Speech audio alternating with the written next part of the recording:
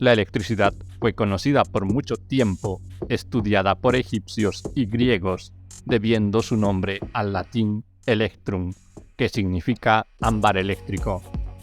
Este era conocido porque se cargaba con electricidad estática cuando se frotaba. Hola y bienvenidos a un nuevo video. Mi nombre es Jorge. Hace mucho que no estaba por aquí. Bueno, empecemos. No podemos dar una fecha de cuándo fue descubierta la electricidad. Sin embargo, hubo un enorme avance con Alessandro Volta. Seguro su apellido les suena familiar, y es porque en honor a él se nombró el voltio. Volta construyó la primera pila eléctrica en 1800. La pila de Volta, un disco de plata, otro de zinc, separados por un disco de cartón empapado en una solución salina. Esto genera una reacción química que produce electricidad. Si apilamos varios de estos, podemos obtener un mayor voltaje. ¿No es interesante? Tal vez por esto es que esto se llama pila. También podemos decir que descubrió la corriente continua, que en términos muy simplificados significa que la corriente fluye de manera continua. Este se considera el primer circuito electrónico creado hace más de 200 años. Dentro de la comunidad científica, esto fue una revolución. Les proporcionó lo necesario para experimentar con electricidad.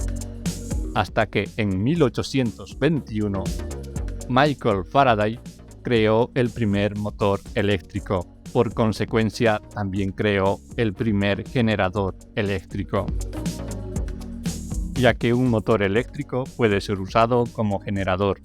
Si proporcionamos energía a un motor, este gira. En este caso, gira a esta hélice.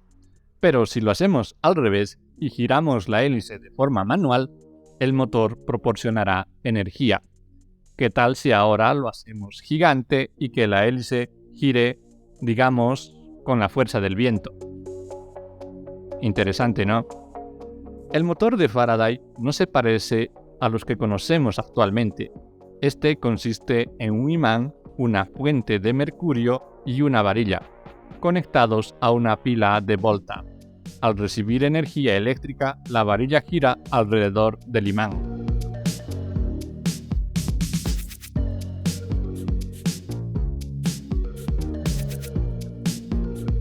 Faraday fue el primero en terminar el motor, pero no era el único que experimentaba con este o con cosas similares.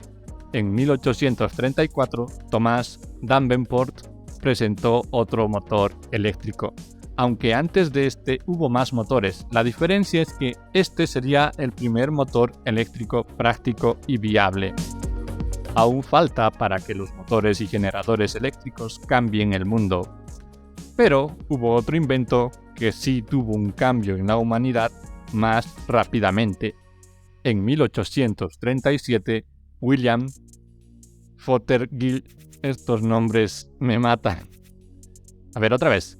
William Fothergill Y Charles Wheatstone patentaron el primer telégrafo, permitiendo a los humanos comunicarse a largas distancias de forma casi instantánea, aunque en otra parte del mundo, por esos años, Samuel Morse creaba su propia versión utilizando su conocido código Morse. Ya para 1844, la primera red de telégrafo de ciudad a ciudad estaba terminada, uniendo a dos ciudades cercanas en Estados Unidos y transmitiendo el primer mensaje de telégrafo, enviado por el propio Morse. Para 1861, las dos costas de Estados Unidos ya estaban unidas por el telégrafo. El telégrafo fue un enorme avance en comunicación, pero se tenía que usar clave Morse, y en esa época ya era raro que una persona supiera escribir. Saber clave Morse lo complicaba. Para colmo, no en todo el mundo se usaba clave Morse. Pero en 1854, Antonio Meucci estaba a punto de cambiar eso. Desarrolló un dispositivo que les sonará familiar, al que llamaron teletrófono, que podía transmitir sonidos y voces. presentó su dispositivo a Western Union Telegraph Company. pero no obtuvo fondos para continuar con su invento. Tanto el primer telégrafo como el teletrófono estaban alimentados por una pila de Volta, como era de esperarse, pero muchos científicos ya comenzaron a trabajar en mejoras para el motor de Faraday, hasta que, en 1871, se creó el primer dínamo, capaz de producir energía a escala industrial, creada por el físico belga, al que llamaron dínamo de Gramme. El dínamo es un generador eléctrico capaz de producir corriente continua, convirtiendo energía mecánica, que solía ser a vapor o hidráulica, a energía eléctrica. Fue presentado por primera vez en la Exposición Internacional de Electricidad de Viena, en 1873, y desde entonces se utilizó ampliamente en las industrias de la época, ayudando a impulsar la revolución industrial. Actualmente los dínamos ya no son muy utilizados, ya que la mayoría de generadores producen corriente alterna. Algunos ciclistas usan dínamos para encender una luz, usando energía mecánica creada por sus pies al pedalear.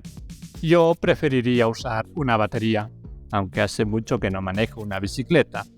Ya pasaron varios años y a pesar de la existencia del teletrófono, en todas partes se usa el telégrafo, que por lo general usan clave Morse. Esto dificulta que cualquier persona pueda usarlo, pero eso está a punto de cambiar. En 1876, Alexander Graham Bell. patentó el teléfono. No podemos negar que el teléfono cambió la forma de comunicarse de la humanidad para siempre. Antes de esto tenías que escribir cartas o aprender clave Morse, pero el teléfono les daba la comunicación a largas distancias en tiempo real.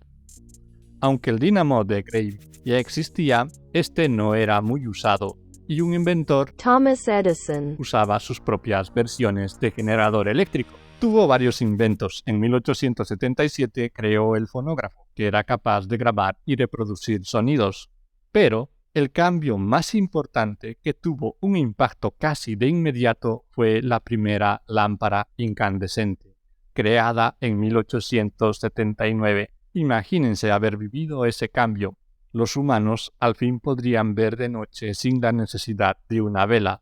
Este cambio fue tan importante que el mismo año se comenzaron a experimentar formas de obtener energía eléctrica a gran escala, creando las primeras centrales hidroeléctricas, creadas para iluminar fábricas y algunos hogares cercanos. Ya para 1882 se creó la primera represa hidroeléctrica, por lo menos a gran escala. Cortaron todo un río para crearla.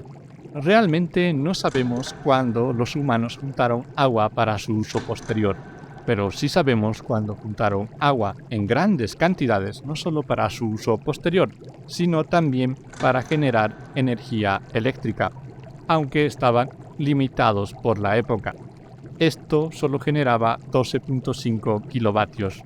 El mismo año se creaba la primera central eléctrica de carbón, creada por la compañía Edison Electric Light. Esta generaba 125 kilovatios y esto alcanzaba para alimentar 1200 lámparas incandescentes. Imaginen la revolución que supuso la lámpara incandescente. Antes de 1900, Latinoamérica se miraba de esta forma. Y observen cómo se ve ahora. Fue un cambio que se puede ver desde el espacio. El cambio fue tal que incluso ahora, cuando se corta el servicio eléctrico, no decimos se cortó la electricidad. Decimos se cortó la luz, o no hay luz, o se fue la luz.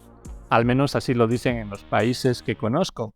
No estoy seguro si en todos, así que dime, ¿en tu país qué dicen cuando se corta la electricidad?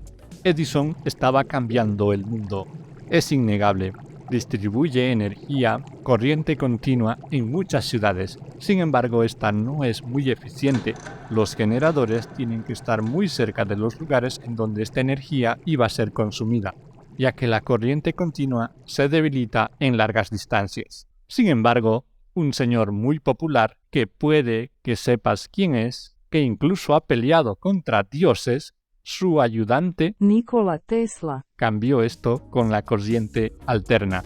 De forma muy simplificada, la corriente alterna funciona por ciclos o viaja en pausas, siendo mucho más eficiente para largas distancias que la corriente continua. No se puede atribuir su descubrimiento solo a Tesla, pero es a quien más se asocia con su descubrimiento. En 1887, Tesla presenta el primer motor eléctrico de corriente alterna. Un año después, publica un artículo llamado Un nuevo sistema de motores y generadores de corriente alterna. Institute of Electrical Engineers. Con esto, revolucionó la forma en que se genera, transmite y utiliza la energía eléctrica. Cerca de fin de siglo, toda la comunidad científica estaba emocionada con la luz y la electricidad.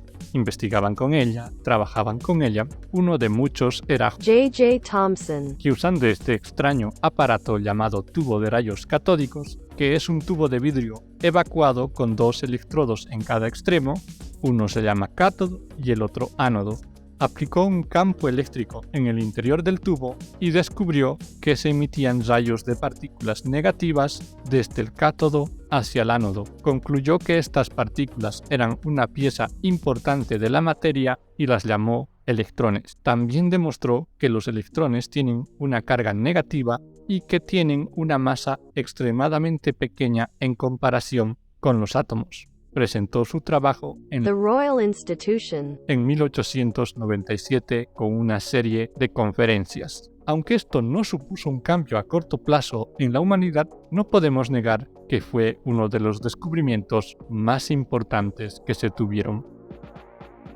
Me hubiese gustado terminar esta historia en un solo video, pero incluso hasta aquí ya está quedando muy larga, por lo que tendré que dividirlo en partes. Este es el final de la primera parte. Al hacer este video me enteré de muchas cosas que no sabía y me di cuenta que la mayoría de los avances que tuvimos la humanidad, no solo en esa época, también en la actual y no solo en la electrónica, nunca fueron solo de una persona. Siempre hubo muchas más personas detrás, incluso muchas otras personas trabajaban en lo mismo, viviendo en diferentes partes del mundo sin siquiera conocerse ni saber qué estaba haciendo el otro. Lo que me hace pensar que aun si muchos de estos inventores no hubiesen existido o no hubiesen realizado sus inventos por alguna razón, la humanidad no se hubiera detenido, hubiera seguido avanzando y hubiera habido otra persona que hubiese descubierto lo mismo que ese investigador no descubrió. Así que parece que nuestro avance como especie es inevitable. Bueno, esto es todo por hoy. Gracias por escucharme y nos vemos en un próximo video.